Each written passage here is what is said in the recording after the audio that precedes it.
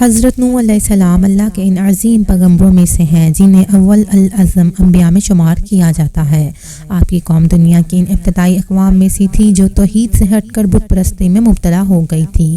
آپ کی زندگی ایک عظیم جدوجہد کی کہانی ہے جس میں آپ نے 250 سال تک اپنی قوم کو اللہ کی طرف بلایا، لیکن ان کی اکثریت نے انکار کیا۔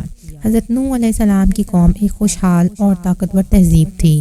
وہ زراعت، تجارت اور دیگر دنیاوی علوم میں ترقی یافتہ تھی، لیکن ان کی سب سے بڑی خرابی یہ تھی وہ اللہ کو بھول چکے تھے اور اپنی بنائی ہوئے بتوں کی عبادت کرنے لگے تھے۔ ان بتوں کے نام ود، سوا، یغوث، یعوق اور نصر تھے۔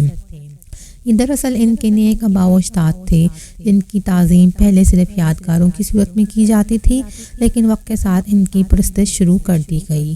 اللہ تعالیٰ نے حضرت نوح علیہ السلام کو نبی بنا کر ان لوگوں کی اصلاح کے لیے بھیجا۔ آپ نے اپنی قوم کو اللہ کی وحدانیت اور آخرت کی حقیقت کی طرف بلایا۔ آپ نے انہیں سمجھایا کہ یہ دنیا عارضی ہے اور اللہ ہی عبادت کے لائق ہے۔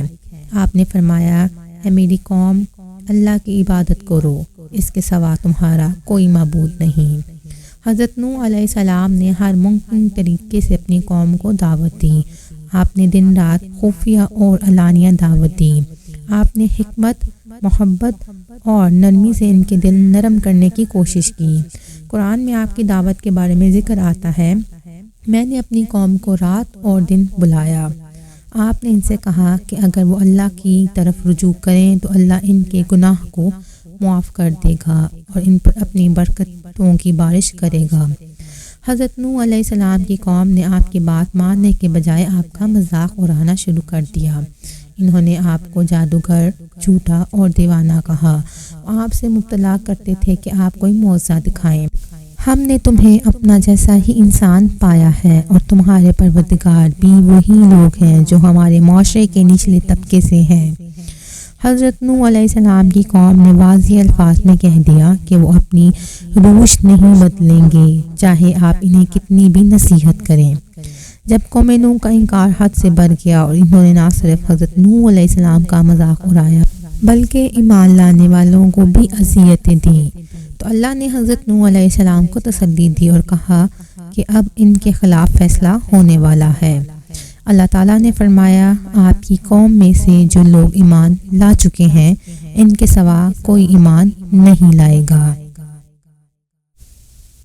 اللہ نے حضرت نوح علیہ السلام کو حکم دیا کہ وہ ایک بڑی کشتی بنائیں کیونکہ ایک عظیم طوفان آنے والا ہے جو پوری زمین کو اپنی لپیٹ میں لے لے گا۔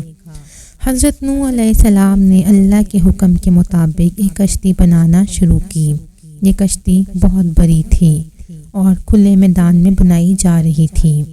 قوم کے لوگ آپ کا مذاق اڑاتے اور کہتے، یہ کیسا نبی ہے جو بڑھائی بن گیا۔ حضرت نوح علیہ السلام ان کے طعنوں کی پرواہ کیے بغیر کشتی کی تعمیر میں مصروف رہے۔ کشتی کی ساخت اور اس کے بارے میں اللہ نے خود حضرت نوح علیہ السلام کو رہنمائی دی تھی۔ جب کشتی مکمل ہو گئی تو اللہ تعالیٰ نے حضرت نوح علیہ السلام کو حکم دیا وہ تمام ایمان لانے والوں لوگوں اور ہر جانور کے ایک جوڑے کو کشتی پہ سوار کریں۔ پھر زمین سے پانی کے چشمے پھوٹ پڑے اور آسمان سے زبردست بارش شروع ہو گئی۔ یہ ایک ایسا طوفان تھا جس کی شدت انسانیت نے کبھی نہیں دیکھی تھی۔ حضرت نوح علیہ السلام کا ایک بیٹا کافروں کے ساتھ تھا۔ طوفان کے وقت حضرت نوح علیہ السلام نے اسے پکارا، اے میرے بیٹے، ہمارے ساتھ کشتی میں سوار ہو جا اور کافر کے ساتھ نہ رہ، لیکن اس نے جواب دیا کہ وہ پہاڑ پر چڑھ کر بچ جائے گا۔ پھر ایک بڑی موج آئی اور وہ غرق ہو گیا۔ طوفان کے بعد کشتی جودی پہاڑ پر جا ٹھہری، زمین خشک ہو گئی اور حضرت نوح علیہ السلام اور ان کے ساتھیوں نے نئی زندگی کا آغاز کیا۔ اللہ تعالیٰ نے حضرت نوح علیہ السلام سے وعدہ کیا کہ آپ کی نسل کو زمین پر آباد کیا جائے گا۔ اے نوح، کشتی سے اترو ہماری طرف سے سلامتی اور برکتوں کے ساتھ۔ حضرت نوح علیہ السلام کی زندگی ہمیں یہ سکھاتی ہے کہ اللہ کے راستے پر استقامت اور صبر ضروری ہے۔ یہ کہانی دنیا کے عارضی ہونے اور آخرت کی حقیقت کو بھی اجاگر کرتی ہے۔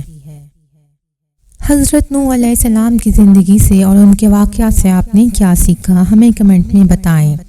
ہماری ویڈیو کو لائک کریں، شیئر کریں اور ایسی مزید اچھی اسلامک ویڈیو دیکھنے کے لیے ہمارے چینل کو سبسکرائب کریں۔